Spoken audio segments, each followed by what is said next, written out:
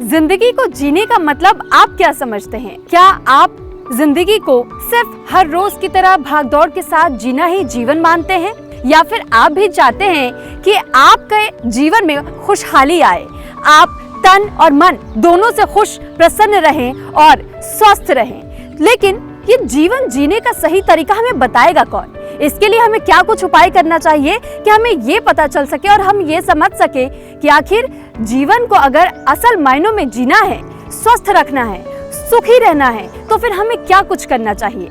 और इसी के लिए इंडिया डेली की पूरी टीम आज से एक नए पहल की शुरुआत कर रही है। एक नए कार्यक्रम के तहत हम आपको बताएंगे कि जीवन आप कैसे खुशहाल तरीके से और स्वस्थ रह करके अपने पूरे परिवार के साथ जी सकते हैं। और ये हमें बताएंगे आचार्य मनीष जी, और उन्हीं से हम जानेंगे कि जीवन को असल मायनों में जीना क्या होता है। वो कहते हैं ना कि निरोग्य जीवन जिसने पाया, असली धन जीवन का उसी ने कमाया।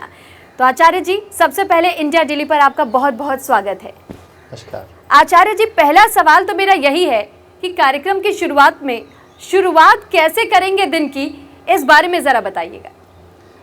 सबसे पहले तो इंडिया डेली लाइव के सभी दर्शकों को सुबह की नमस्कार, और इस प्रोग्राम को शुरू करने के लिए पहले उनका बहुत बहुत धन्यवाद।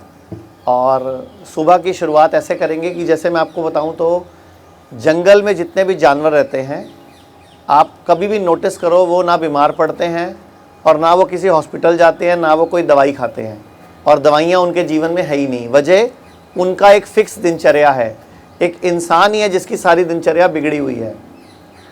हम शाम को 6 बजे पार्टी करते हैं, कोई केक, कोई पेस्ट्री, कोई चाउमीन कुछ खाया, और फिर रात को 9 बजे फिर खाना ढूंढ रहे होते हैं। तो खैर, मानव है, मानव का स्वभाव है, चंचल है।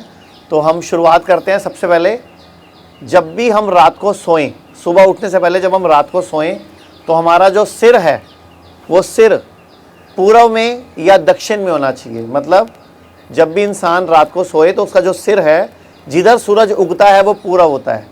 अगर उसकी तरफ मुख करेंगे तो उसकी राइट साइड दक्षिण होती है। तो पूर्व में या दक्षिण में सिर करके हमेशा सोना चाहिए। ये हमारे शास्त्रों में भी वर्णित है। उसके बाद जब भी हम लेटते हैं, हमेशा बाईं करवट लेटना चाहिए, लेफ़्ट साइड। यानी कि जब भी लेटना है लेफ़्ट साइड करवट लेटना है, ताकि खाना अच्छे से हजम हो। और जो सोने से कम 2-2.5 घंटे पहले खाना खा चुके होना चाहिए हमें। तो ये बहुत ज़रूरी है। अब आ जाते हैं हम सुबह के शुरुआत पर। तो सुबह की शुरुआत भारत में बड़ी एक प्रमुख पेय से होती है, जिसको बोलते हैं चाय। तो भारत में चाय एक प्रसाद मान लो, चाय हमारा अतिथि का सत्कार मान लो, चाय इस तरह चलती है। लेकिन मैं सच बताऊं, चाय के बारे में आपको 4-5 बातें बताना चाहूँगा। चाय हमारे शरीर के लिए, हमारे लीवर के लिए जहर का काम करती है।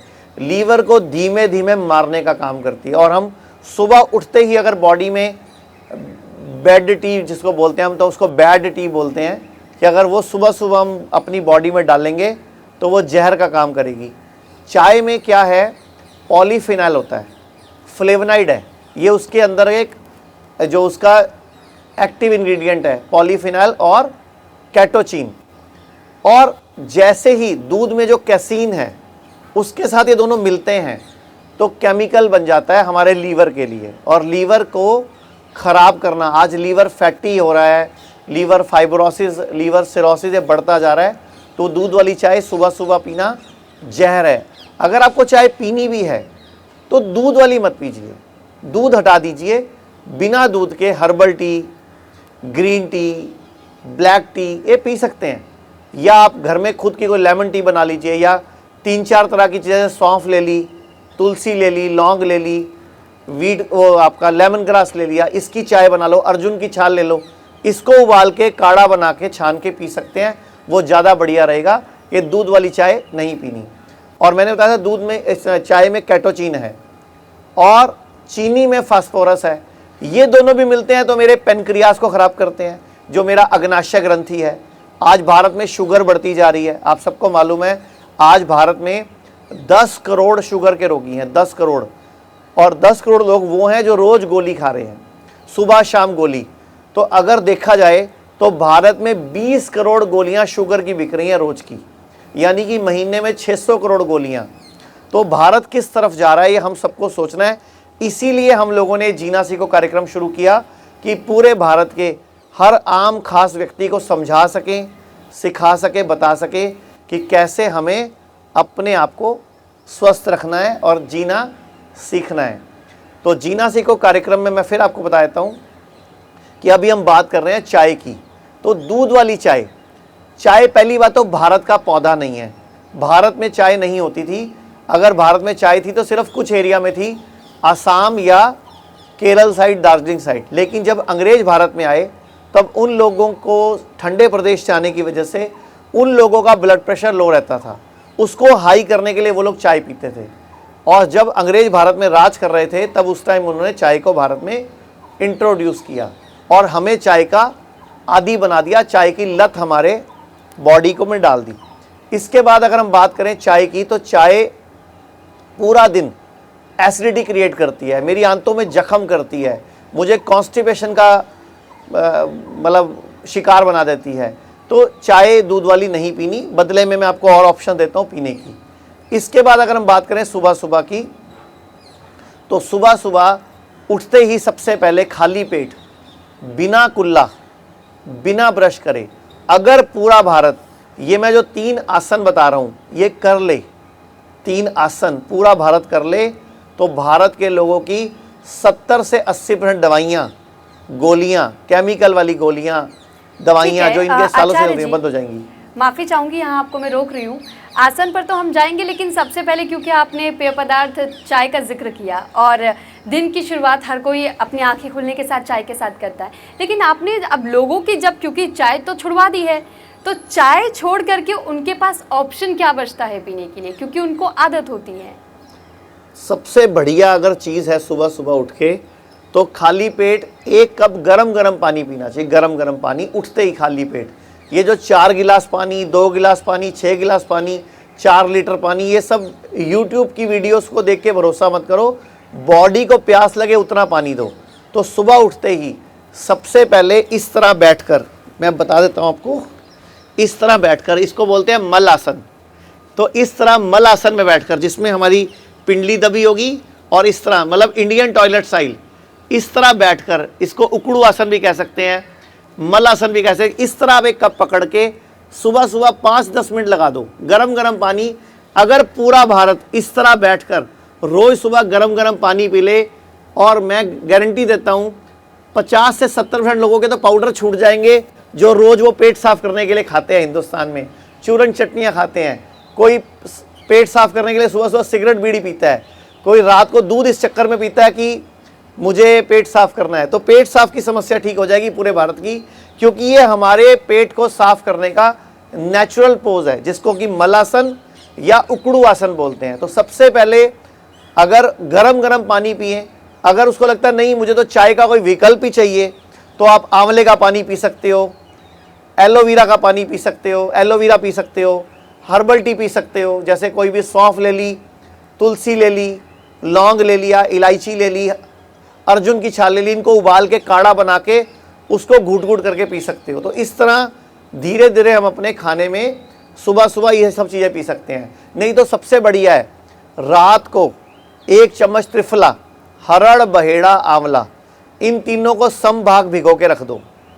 सुबह उठ के उसको उबाल के छान के 1 कप, जो मैंने बताया उकड़ू आसन, मल आसन, उस तरह बैठ बैठ के पी लो, और बचा हुआ पानी जो बच जाए उससे अपने आंखें धो लो। कभी भी चश्मा नहीं लगेगा, आँखों का रोग नहीं होगा, कोई कैटरैक्ट, काला मोतिया, सफ़ेद मोतिया, कोई आँखों की प्रॉब्लम नहीं होगी, चेहरे पे ग्लो आएगा। प्लस त्रिफला की वजह से, हरड़, भेड़ा, आंवला का जो समभाग है, उससे हमारे पेट के अंदर कभी आंतों में मल जमा नहीं होगा। और मल जमा होता है तो आयुर्वेद का एक सूत्र है, सर्वेषाणाम रोगाणाम निदानम कुपिता मला। आयुर्वेद कहता है सर्व रोग, दुनिया में जितने भी रोग हैं उनका एकमात्र निदान है कुपित मल को निकाल दो, गंदगी को निकाल दो। गंदगी निकल जाएगी तो सब कुछ ठीक हो जाएगा। ठीक है आचार्य जी, एक छोटा सा सवाल मेरे मन में और आया है। आपने कहा कि बहुत बड़ी बात क्योंकि आपने कह दी कि चाय का सेवन करना आप छोड़ दीजिए, त्याग दीजिए। आपने ऑप्शंस भी दे दिए, लेकिन कई लोग ब्लैक कॉफ़ी भी पीना पसंद करते हैं या दूध वाली कॉफ़ी भी पीना पसंद करते हैं। हर्बल टी का ऑप्शन आपने दिया, लेकिन उसी जगह क्या ब्लैक टी या लेमन टी, ग्रीन टी, इसका भी सेवन हम कर सकते हैं या ये भी नुकसानदायक है? नहीं, आप बिना किसी छेड़छाड़ के नेचुरल कुछ भी पी लो, ग्रीन टी पियो, हर्बल टी पियो, लेमन टी पियो, ब्लैक कॉफ़ी पियो, कोई प्रॉब्लम नहीं है। बट उसमें कुछ भी ऑल्टरनेट मत करो, दूध मत डालो, चीनी मत डालो, छेड़खानी मत करो, क्योंकि दूध में कैसीन है, मैंने पहले बताया। दूध में जो कैसीन नाम का प्रोटीन है वो जैसे ही कैटोचिन के साथ, फ्लेवोनाइड के साथ मिलता है तो केमिकल बन जाता है, मेरे लीवर को ख़राब करता है, मेरी आंतों में इन्फेक्शन क्रिएट करता है, मेरी आंतों को कमज़ोर करता है, मेरी आंतों की लाइनिंग वीक हो जाती है, मेरा माइक्रोबायोम, मेरे पेट के गुड बैक्टीरिया बिगड़ जाते हैं, तो उसकी वजह से फिर मेरा पेट साफ़ होने में दिक्कत आएगी, गैस बनेगी, तेजाब बनेगा। तो इसलिए दूध नहीं डालना, चीनी नहीं डालनी, वैसे आप करो, कोई दिक्कत नहीं। अगर आपको नहीं चीनी की जगह मीठा पीना ही है तो आप गुड़ या शक्कर डाल के पी लो, ज़्यादा बढ़िया रहेगा। आचार्य जी, क्योंकि अभी आपने जिक्र भी किया कि शक्कर के जगह हम इस्तेमाल कर सकते हैं, यानी चीनी की जगह, माफ़ कीजिएगा, चीनी की जगह आप इस्तेमाल कर सकते हैं गुड़ का। हर्बल टी का भी आपने जिक्र किया है, लेकिन आपने कहा कि दूध का सेवन नहीं करना है। और वहीं पहले के समय में हमें ये भी बताया जाता था कि दूध तो आपके स्वास्थ्य के लिए बिल्कुल ठीक है और आपको हर दिन 1 गिलास दूध का सेवन तो करना ही चाहिए। तो आप इतनी बड़ी बात जब आपने कह दी है, तो ऐसे में इसके ऑल्टरनेट ऑप्शंस भी आपने दिए, लेकिन उसका सेवन करने के लिए आप लोगों को कैसे कन्विंस करेंगे, कैसे बनाएंगे? देखिए, मैं आपसे एक सवाल पूछता हूँ, भैंस अकल बड़ी के, मैडम आप बताओ, अकल बड़ी के?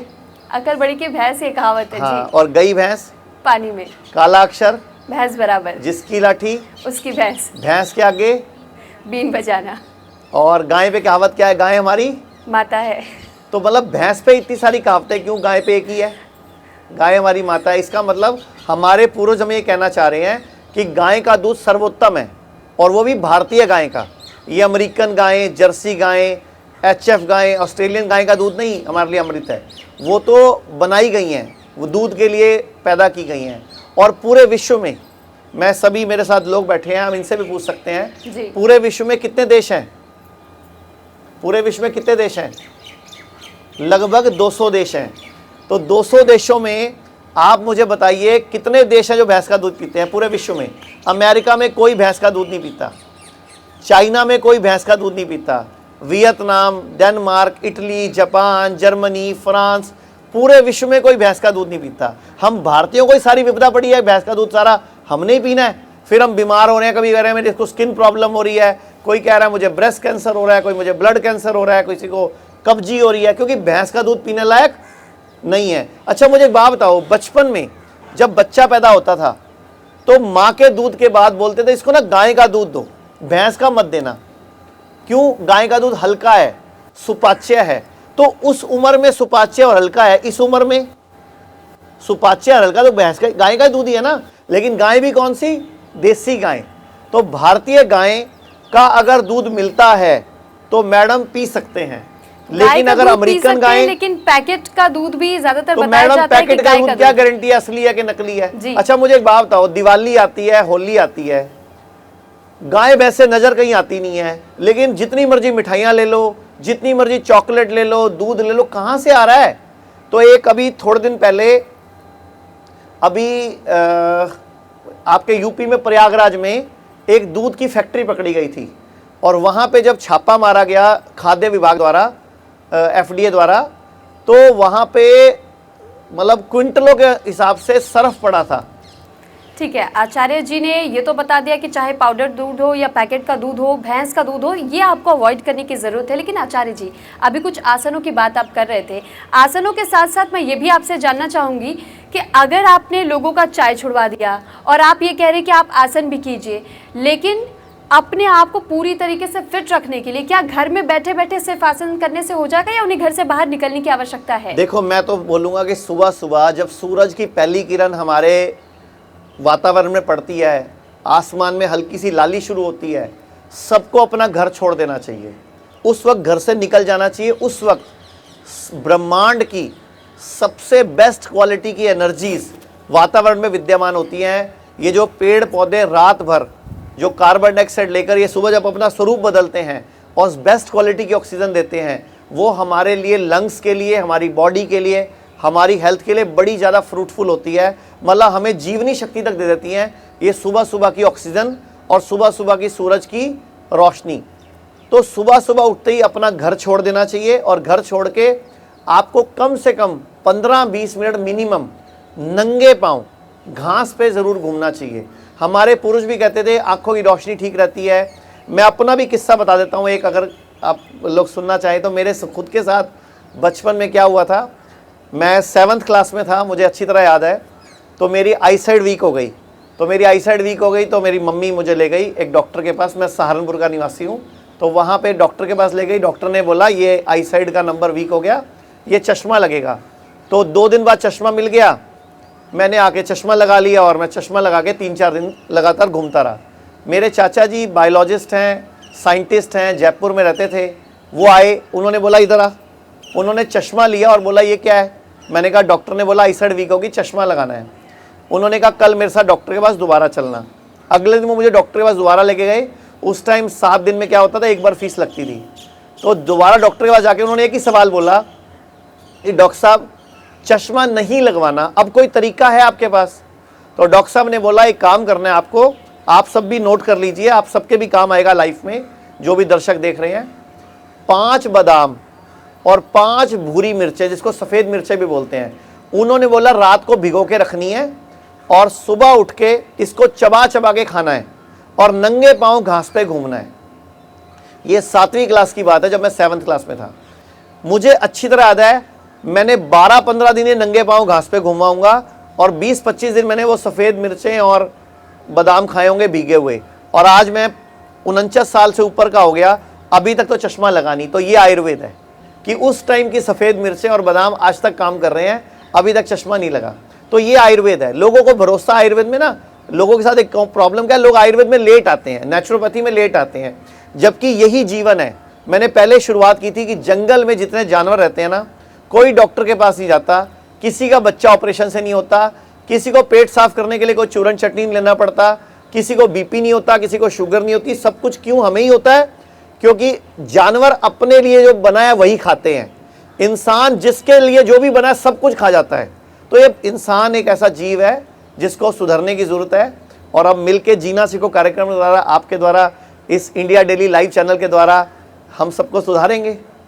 अच्छा आचार्य जी, कुरुक्षेत्र के हमारे एक दर्शक हैं नवीन कुमार जी, उनके तरफ से एक मैसेज हमारे पास आया था और वो ये जानना चाहते हैं कि आपने जैसे बताया कि अगर आप सुबह सवेरे घास पर नंगे पांव चलते हैं तो बहुत सारी आपको स्वास्थ्य से जुड़ी हुई आपको अच्छी चीज़ें प्राप्त होती हैं और डेवलपमेंट्स होते हैं, यानी कि बेनिफिट्स उसके हासिल होते हैं।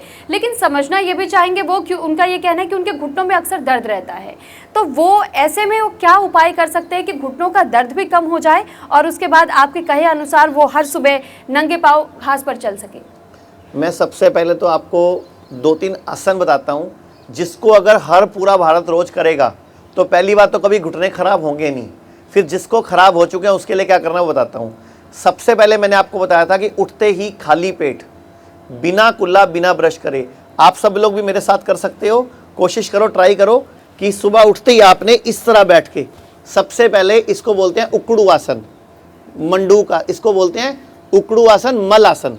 ये जो इंडियन टॉयलेट स्टाइल है, इस तरह बैठ के 5 मिनट लगाने हैं। गरम गरम पानी, हर्बल टी या जो भी आप आंवला, त्रिफला जूस पीना चाहते हैं, इस तरह बैठ के पीजिए। तो ये इसमें आपका, ये जो हमारा ये हार्ट है, ये फर्स्ट हार्ट है और ये हमारा सेकंड हार्ट है। आपने कहावत भी सुनी होगी ना, अकल पैरों में होती है। कहावत है अकल पैरों में होती है, घुटनों में होती है, एड़ी में होती है, कोई लोग बोलते हैं लंबे आदमी की होती है। तो ये पिंडली दपना हमारे, इसके पीछे साइंस क्या है वो भी बता देता हूँ। तो सबसे पहले हम उकड़ू आसन में बैठेंगे। सेकंड आसन है हमारा वज्रासन। इस तरह पिंडली जोड़ के एड़ी खुली रहेगी। आप कोशिश करो, जो लोग बैठ सकते हैं, जो नहीं बैठे जबरदस्ती मत करना। ये दूसरा है हमारा वज्रासन। अब वज्र क्या था? इंद्र का अस्त्र था। वज्र जो है इसका नाम ही वज्रासन है। मतलब ऐसे अगर हम खाना खाने के बाद पूरा भारत 10 मिनट ऐसे बैठ जाए तो हमारा शरीर वज्र जैसा मजबूत हो जाता है, क्योंकि सारा ब्लड जब हम ऐसे बैठते हैं खाना खाने के बाद तो पेट पे आ जाता है, तो खाना हजम करना बहुत आसान हो जाता है और मल की क्रिया सुचारू रूप से शुरू हो जाती है। तो दूसरा आसन हो गया हमारा वज्रासन। नंबर 1 मलासन उकड़ू आसन, नंबर 2 पे वज्रासन, नंबर 3 पे है मंडूकासन। ये अंगूठा ऐसे हाथ करिए, ये अंगूठा अपना उंगली के नीचे लगाइए, छोटी उंगली के नीचे, और पूरी मुट्ठी टाइट कर लीजिए ऊपर से। दोनों मुट्ठियां टाइट करके नाभि के बिल्कुल नीचे, नाभि के नीचे लगा के अंदर दबाकर हम लोगों ने इस तरह नीचे जाना है और ठोडी को नीचे लगाना है। ये ठोडी को कोशिश करो जितना नीचे जाया जाए, जबरदस्ती नहीं करना। ये डायबिटीज के लिए भी बड़ा अच्छा है, मधुमेह में के लिए भी ये आसन रामबाण है।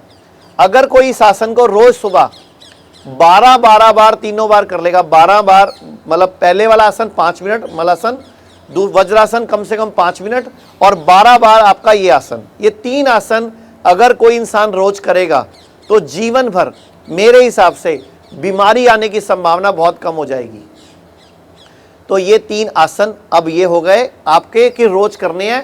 अगर ये बचपन से हम बच्चों को सिखा दें, स्कूलों में सिखा दें, कॉलेज में सिखा दें, तो कभी किसी के घुटने खराब ही नहीं होंगे, कभी किसी की रीढ़ की हड्डी में दर्द ही नहीं होगा, कभी किसी को सर्वाइकल होगा ही नहीं। अब जो पूछा गया कुरुक्षेत्र से सवाल है कि अगर घुटने खराब हो गए तो क्या करें, तो उसका तरीका ये है, आयुर्वेद के अंदर एक पंचकर्म विद्या है।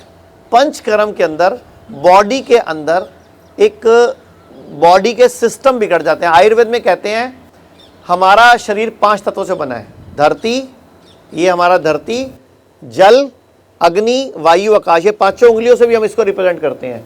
ये जो हमारी रिंग फिंगर है ये धरती का रिप्रेजेंटेशन है, छोटी उंगली जल का है, अंगूठा अग्नि, ये वायु और ये आकाश।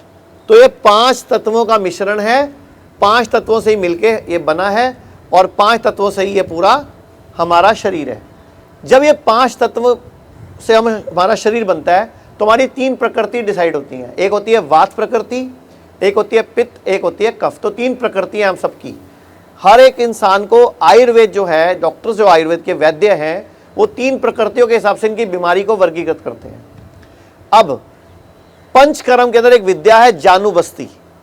तो मैं चाहूंगा स्क्रीन पर आप जानुबस्ती की फोटो भी दिखा देना। अगली बार मैं सारे पंचकर्म की पिक्चर्स भी साथ लेके बैठूंगा। तो जानुबस्ती में क्या होता है, घुटने के ऊपर एक उड़द की दाल का मटेरियल लगाकर उसमें ऑयल भर देते हैं और वो ऑयल हमारी स्किन अब्जॉर्ब कर लेती है और लुब्रिकेशन आ जाता है हमारे घुटनों में। तो इस तरह जानुबस्ती और वात चिकित्सा से बिना ऑपरेशन घुटनों का इलाज किया जा सकता है। अब आपसे हम ये भी समझना चाहेंगे, क्योंकि अब तक आपने अनुभव आपके जीवन में बहुत रहे होंगे, आपके पास कई लोग आते हैं, हम देख भी पा रहे हैं। तो ऐसे में कोई ऐसा अनुभव आप हमारे दर्शकों के लिए क्या साझा करना चाहेंगे कि कभी कोई आपके पास ऐसा आया जो बहुत ज़्यादा परेशान है, उसके जीवन में भी बहुत ज़्यादा दुख है और वो स्वस्थ भी नहीं है पूरी तरीके से, तो कोई ऐसा अनुभव? अभी हमारे बीच में एक भैया मॉरिशस से आए हुए हैं। कौन है मॉरिशस से? आप आए हुए हो, एक बार इनको माइक दे दीजिएगा ज़रा। आप खड़े हो जाओ, कोई बात नहीं। आप अपना अनुभव बताइए कि आप मॉरिशस से जब आए थे किस तकलीफ़ के लिए आए थे, क्या दिक्कत थी, और अभी आपको जितने दिन भी हुए उतने दिन में क्या आराम है। सभी को मेरा सादर प्रणाम। मैं मॉरिशस से आया हूँ। 2 महीने पहले मेरे मुंह में एक घाव जैसा था, तो हॉस्पिटल ने बायोप्सी किया तो मिला कि रिपोर्ट मिला कि कैंसर है। तो मैंने सोच लिया कि मैं सर्जरी करूं या रेडियोथेरापी करूं या कीमोथेरापी करूं। ये सब मेरे पिछले जो मैं तो हॉस्पिटल में काम कर रहा था, वार्ड मैनेजर था, तो मेरा बैकग्राउंड तो मेडिकल था। तो मेरे एक रिश्तेदार जो आयुर्वेद डॉक्टर है, तो मुझे वो सलाह दी कि इंडिया आओ, यहाँ पर एक हॉस्पिटल है जो आयुर्वेद के साथ ये सब ठीक कर सकता है। तो मैं यहाँ पर आया, 1 सप्ताह हो गया। वो 2 महीने में इतना बुरा हालत हो गई थी कि मैं खा भी नहीं सकती था, तो बात भी नहीं कर सकता था और इतना दर्द भी था। एक सप्ते में मेरा बहुत सी ये प्रॉब्लम जो है कम हो गया है। मैं अच्छा से अभी खा सकता हूँ और बोल भी सकता हूँ। दर्द भी बहुत कम हो गया है और फीलिंग भी है कि ये अच्छा हो रहा है। टोटल कितने दिन हो गए आपको यहाँ आए हुए? यहाँ 7 दिन हो गया। 7 दिन हो गए। 7 दिन। और 7 दिन में आपका दोबारा से मुंह भी चलने लग गया, जी खाना पीना भी पहले से बेटर हो गया जी। और कुछ चुस्ती फुर्ती में शरीर में कोई फर्क आ गया, पहले से फर्क आ गया? पहले से फर्क आ गया। Very good very good. तो मैं चाहूँगा इनके लिए हम, इसके अलावा हमारे पास एक दिल्ली से हैं मैडम, पूरा बताइए आपको क्या तकलीफ थी और यहाँ का पता कैसे चला और अभी आपको क्या बेनिफिट है? सर मुझे 2019 में पता चला कि गले में ट्यूमर है। ओके। मैंने वहाँ हॉस्पिटल में ऑपरेशन कराया। 3 महीने बाद मुझे पेट में दर्द हुआ, फिर मैं डॉक्टर के पास गई, फिर उन्होंने बोला कि यूट्रस में ट्यूमर है, 3 है, और दवाइयाँ, उसके बाद उन्होंने स्टेरॉइड स्टार्ट कर दिया था और फिर 1-1.5 महीने बाद पता चला कि पैंक्रियाज में ट्यूमर है। करते करते बहुत सारी दवाइयाँ हो गई थी, मैं एक दिन में ऑलमोस्ट 15-20 टेबलेट लेती थी। फिर किसी ने रेफ़र किया कि आप यहाँ पे जाओ मनीष जी के पास, आचार्य जी के पास। और 3rd डे से मैंने सारी दवाइयाँ बंद कर दी और मुझे वहाँ नींद नहीं आती थी। मैं पानी भी पीती थी, वो भी एसिड बनता था। खाने का तो मैं छोड़ ही दिया था कि मुझे खाना भी है। घुटने में दर्द, सर्वाइकल, डिप्रेशन, जितनी बीमारी हो सकती है सब मेरे अंदर थी। मतलब वो बीमारियों का जो एक बीमारी हुई, साइड इफेक्ट दवाइयों के और आते चले गए आप? हाँ सर, मैंने मतलब फीवर आया, फिर टीबी, तो ये तो वो करते करते सारी दवाइयाँ स्टार्ट हो गई थी। और कितने टाइम से दुखी थे आप, कितने साल से? सर 2019 से मुझे लगता है कि मैंने 5 साल हो गए लगभग। हाँ। और 5 साल से दवाइयों पे ही चल रहे थे आप? हाँ बिल्कुल। और सर्जरी क्या क्या करवाई आपने? सर गले का मैंने ऑपरेशन कराया था, ओके। ट्यूमर का, वहाँ पे वेनाइल निकला था। 2-3 महीने बाद फिर मुझे दूसरा ट्यूमर निकला, फिर 4-5 ट्यूमर हो गए थे। ओके। अभी मैं 1 हफ्ते रुकी थी यहाँ पे। 1 हफ्ता रुके हो यहाँ पे? जी 1 ठीक है। हफ्ते। 3rd डे में मैंने दवाई सारी छोड़ दी। ओके। 2nd या 3rd डे से मैंने सोना स्टार्ट कर दिया। मतलब नींद आनी शुरू हो गई? जी 2nd डे से ही मैं सोई थी। 3rd डे से मुझे रात को 10 बजे नींद आ जाती है और मुझे अपने आप मैं 5-5:30 बजे उठ जाती हूँ। और हमें तो ये बताया जाता है, मार्केट में तो ये भ्रम फैलाया गया आयुर्वेद स्लो है। नहीं सर, आयुर्वेद काम ही नहीं करता। वो भाई साहब 7 दिन में मॉरिशस से आके नहीं। बेटर फील कर रहे हैं, आप भी मैंने 7 दिन में इंडिया का result feel कर ऑलमोस्ट रहे हो। सारा टॉप हॉस्पिटल, लीलावती, CMC, मैंने सारे हॉस्पिटल छान मारे और सब जगह ऑर्गन ट्रांसप्लांट के लिए बोला। पैनक्रेटाइटिस, आपको पैनक्रेटाइटिस बताया था? जी, और यूट्रस वाला बोला कि यूट्रस रिमूव कर देंगे, 6 साल ये दवाई खाओ, एज तुम्हारी कम है। और उसकी वजह से एंजाइटी सब कुछ स्टार्ट हो चुका था। कितना पैसा लग गया होगा पिछले 5 सालों में आपका लगभग? सर एक ऑपरेशन में तो 10 से 15 लाख लगा है। और आपने कई करवाए हैं? हाँ, और अभी जो आपको पैनक्रेटाइटिस ट्रांसप्लांट बताया वो भी लगभग 1.5 करोड़ का है? 2.5 करोड़ का बताया। 2.5 करोड़ का, सॉरी 2.5 करोड़ का बताया। मैंने 1 करोड़ कम कर दिया उनका। तो आप सोचो कि क्या वो जीवन था, गोलियां, दवाइयां, ऑपरेशन, सर्जरी, और यहाँ आपने किया क्या? अच्छा, आप अगर मैं आपसे पूछूं, आपने ऐसा क्या बदलाव किया जिससे 7 दिन में ही आपको, या 3 दिन में ही नींद आने लग गई? ऐसा क्या किया हमने यहाँ पे? सर पहला तो खाने का चेंज किया। यानी कि खाने में क्या चेंज किया लगभग, अगर मैं पूछूं आपसे तो? दाल, राइस और रोटी और दूध बंद किया। बाकी जो आपका पंचकर्मा है, one of the best treatment. और शेड्यूलिंग जो थी हमारी गड़बड़ थी, मेरी गड़बड़ थी, वो ठीक हो गई। और आज मुझे लगता है कि मैं ऑलमोस्ट 60% ठीक हूँ यहाँ पर। यानी कि टाइम एज मेडिसिन। हमने यहाँ पे एक चेंज क्या किया, सूरज डूबने के बाद खाना खाने के लिए मना किया। जी। और देखो उतने दिन के अंदर ही आपको रिजल्ट मिल गया और आपके परिवार वालों को लग रहा है हम सही जगह पहुंच गए। जी सर, मैं बोलती हूँ कि सही जगह। मैं तो अब सबको मना करती हूँ कि किसी को दवाई मत दो। ठीक है, धन्यवाद। ठीक है सर। हमारे साथ एक पेशेंट किडनी के भी हैं जिनका क्रिएटिनिन बढ़ा हुआ था, डॉक्टर डायलिसिस के लिए बोल दिया था। कौन है आप में से? जी, आप ले लीजिए माइक। तो ये अनुभव हैं जो आप स्वयं, जो पेशेंट हैं जिनके खुद के रियल अनुभव है, आप सुन रहे हैं। और ये सब हम जीना सीखो के माध्यम से ही कर पा रहे हैं। और मैं तो इंडिया डी लाइव को एक बार फिर धन्यवाद बोलूँगा कि उनके माध्यम से हम ये लोगों के सच्चे अनुभव उनके रियल अनुभव हम दुनिया तक पहुंचा पाएंगे। जी सर, भैया बताइए। सबको नमस्कार सर। मेरा किडनी का प्रॉब्लम सितंबर महीना में डिटेक्ट हुआ जब मैं एम्स में भुवनेश्वर में टेस्ट किया था। उस टाइम में नेफ्रोलॉजी में मैं दिखाया एम्स, नेक्स्ट दिखाया आमरी में, जो कि डॉक्टर ने बोले कि डायलिसिस करवाने के लिए। हम लोग, मेरे बाबूजी ठीक कर लिए थे कि हम डायलिसिस नहीं करवाएंगे। हमको ऐसा बोला गया कि अभी लेके जा रहे हो पेशेंट, शाम को लेके आओगे, डायलिसिस तो करना पड़ेगा। फिर ट्रांसप्लांट का बात कर लिए, तो हम लोग अड़ लिए थे कि हम लोग डायलिसिस कभी भी नहीं करेंगे।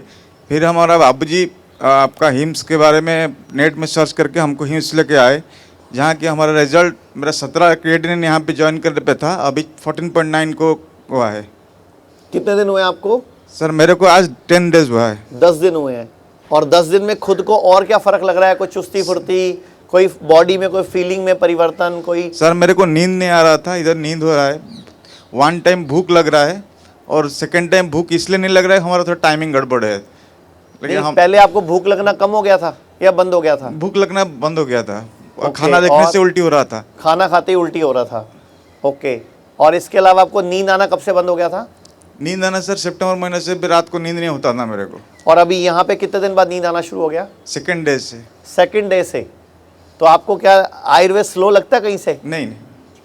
और क्रिएटिनिन को कम तो होता ही नहीं, वो बोलते हैं मॉडर्न पैथी में तो होता नहीं। और आपका 17 से 14.9 कितने दिन में हो गया?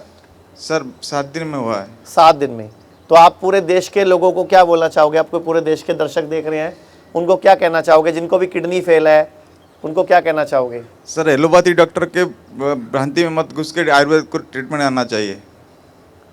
आपका अभी तक डायलिसिस शुरू तो नहीं हुआ? नहीं, डायलिसिस नहीं हुआ है मेरा। और अगर आप, उन्होंने तो आपको 5 पे ही बोल दिया था डायलिसिस कराओ। नहीं सर, मेरे को डिटेक्ट जब हुआ उस टाइम में 14 था। अच्छा, उसी टाइम 14 था आपको। ओके ओके, चलो आप बच गए हैं, भगवान को धन्यवाद देते हैं हम लोग। अगर आप इजाजत दे तो क्या मैं भी किसी से हाँ हाँ, आप सवाल पूछ सकते हैं। मैं वैसे आपसे पूछना चाहूँगी कि आपका नाम सबसे पहले जानना चाहूँगी और ये जानना चाहूँगी कि आपको यहाँ के बारे में कैसे पता चला, आप यहाँ तक कैसे आई और क्या प्रॉब्लम्स आपके जीवन में थी जिससे आपको सुविधाएं यहाँ पर मिली और उसके बाद से उस चीज़ में आपने इम्प्रूव किया है? मेरे को इंटरनेट से ही पता चला यहाँ के बारे में। मेरे को स्किन प्रॉब्लम है, तो आज मेरा फर्स्ट डे ही है। तो यहाँ अभी तक किसी से इंटरेक्शन हुआ, कुछ किसी ने अपने अनुभव साझा किया आपसे? हाँ जी, मैंने काफ़ी लोगों से पूछा तो सब बहुत सेटिस्फाइड है, खुश हैं आके कि उनकी सारी प्रॉब्लम्स ठीक हो गई हैं। तो आई होप कि मेरी भी हो जाए। तो ये उम्मीद है और उम्मीदों पे ही दुनिया कायम है, इसी वजह से कहा जाता है। आचार्य जी, अनुभव तो हमने जान लिए, लेकिन अब आज के इस एपिसोड में, आज के दिन के लिए एक रामबाण उपाय अगर हम आपसे जानना चाहें तो आप रामबाण उपाय क्या बताएंगे हमारे दर्शकों को? देखिए, हम सबके घर में सबके पास स्कूटर है, बाइक है, कार है जी। हम लोग उस स्कूटर, बाइक, कार का बड़ा ध्यान रखते हैं। जैसे आपके पास क्या व्हीकल है? जी फिलहाल मेरे पास कोई व्हीकल नहीं है, मैं कैब ज़्यादातर प्रेफर करती हूँ। तो जैसे अगर किसी के पास व्हीकल है और वो पेट्रोल का व्हीकल है और हम उसको पैसे दें कि मिट्टी का तेल डाल ले क्या, तो वो नहीं डालेगा। पेट्रोल वाला, डीजल वाला कभी मिट्टी का तेल नहीं डालेगा। ऐसे ही मेरा रामबाण टिप ये है कि ये अरबों खरबों का शरीर है, पता नहीं कितनी योनियों के बाद, कितने जन्मों के बाद हमें मानव शरीर मिला होगा। इसमें कुछ भी डाल देते हैं हम, तो वो कितना बड़ा गलत है। कुछ भी जो सामने आया बस उठा के अपने मुंह में डालना है, कभी भी ये नहीं सोचते इससे मेरी बॉडी में जाके होगा क्या। अब अगर रामबाण बात करनी है तो आयुर्वेद में वर्णित है कि कभी भी दूध को विकृत करके नहीं लेना। दूध को विकृत करके नहीं लेना, मतलब दूध को विकृत करके लेने का मतलब मैं बता रहा हूं कि हमारे घरों में एक वस्तु चलती है पनीर। अगर मैं बात करूं तो आज की डेट में अगर सबसे ज़्यादा कोई हमें खराब कर रही है वस्तु तो पनीर कर रहा है, तो पनीर हमारे घरों से निकल जाना चाहिए। वो दूध को विकृत करके खाया गया सामान है, वो नहीं लेना चाहिए। तो दूध में किसी भी चीज़ को मिलाकर लेने की भी मनाही की गई है। लेकिन हम बचपन से मैंगो शेक, बनाना शेक, चीकू शेक, लीची शेक पिए जा रहे हैं, तो ये सब नहीं लेना होता। कभी भी कोई भी फल दूध के साथ नहीं लेना और दूध को विकृत करके नहीं लेना। तो ये मेरी एक राय है। अगर आपको पीना है तो सिर्फ दूध पीजिए, और वो भी देसी गाय का, भारतीय गाय का दूध पीना है तो पीजिए।